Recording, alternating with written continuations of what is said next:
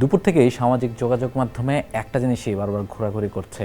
বাংলাদেশের সিনিয়র সহকারী কোচ মোহাম্মদ সালাউদ্দিন তিনি বাংলাদেশের একজন এক্স অ্যাডভাইজারকে মিথ্যুক বলে দাবি করেছেন। আসিফ নজরুলকে তিনি এই কথাটা বলেছেন, কেননা বাংলাদেশ যে বিশ্বকাপে খেলতে যায়নি এটা আসিফ নজরুল একবার বলেছিলেন তিনি যে এটা আসলে সরকারের সিদ্ধান্ত। যেদিন আসলে ক্রিকেটারদের ডেকে নিয়ে হোটেল ইন্টারকন্টিনেন্টালে তিনি একটা মিটিং করেন, সেখানে বিসিবি প্রেসিডেন্ট আমিনুল ইসলাম বুলবুল ছিলেন এবং তারপর তারা ক্ষমতা ছাড়ার কিছুদিন আগেই আসিফ নজরুল আবার বলেছিলেন যে না, এটা সরকারের সিদ্ধান্ত না, এটা আসলে বিসিবি এবং ক্রিকেটারদের সিদ্ধান্ত। কিন্তু ক্রিকেটাররা সবসময় চেয়েছেন বিশ্বকাপটা খেলতে, কেননা প্রত্যেকটা ক্রিকেটারই চান বিশ্বকাপে অংশ নিতে, এবং এটা নিয়ে ক্রিকেটারদের মধ্যে খুব খারাপ অবস্থা চলছিল সেই সময়, সেটাও মোহাম্মদ সালাউদ্দিন দেখেছেন এবং সে কারণেই তার রাগটা কিন্তু তিনি আজকে বেশ ভালোভাবেই ছেড়েছেন।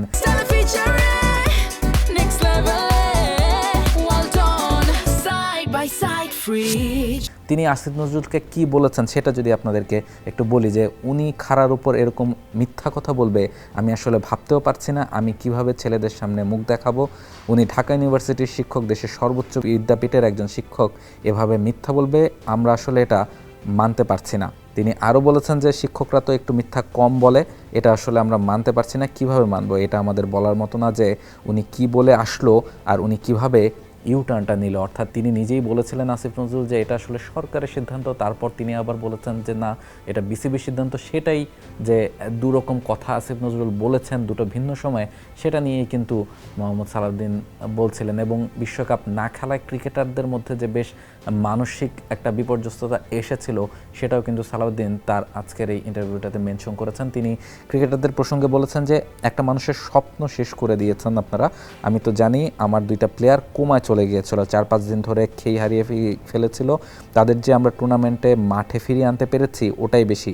আমার মনে হয় এটাই সবচেয়ে বড় সাফল্য আমার কোচিং ক্যারিয়ারে। অর্থাৎ যে ওয়ার্ল্ড কাপ স্কোয়াডের যারা প্লেয়ার ছিলেন তাদের মধ্যে কেউ কেউ বেশ ডিপ্রেসড হয়ে পড়েছিলেন এবং মানসিকভাবে বিপর্যস্ত হয়ে পড়েছিলেন ওয়ার্ল্ড কাপটা খেলতে না পেরে, কেননা প্রত্যেকটা ক্রিকেটারই চান বিশ্বকাপের মতো একটা বড় মঞ্চে নিজেকে প্রমাণ করতে, এবং সেই সুযোগটা যখন ক্রিকেটাররা হারিয়েছেন তখন ক্রিকেটারদের মধ্যে স্বাভাবিকভাবেই একটা মানসিক বিপর্যস্ততা চলে এসেছিল।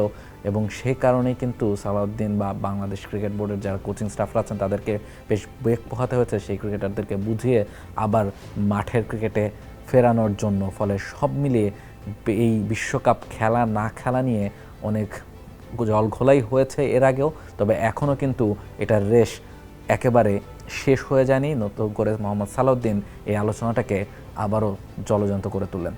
For more updates, subscribe to our YouTube channel and click on the bell icon. Follow us on Facebook and Instagram. Download T-Sports app to enjoy exciting games and highlights. Visit tsports.com.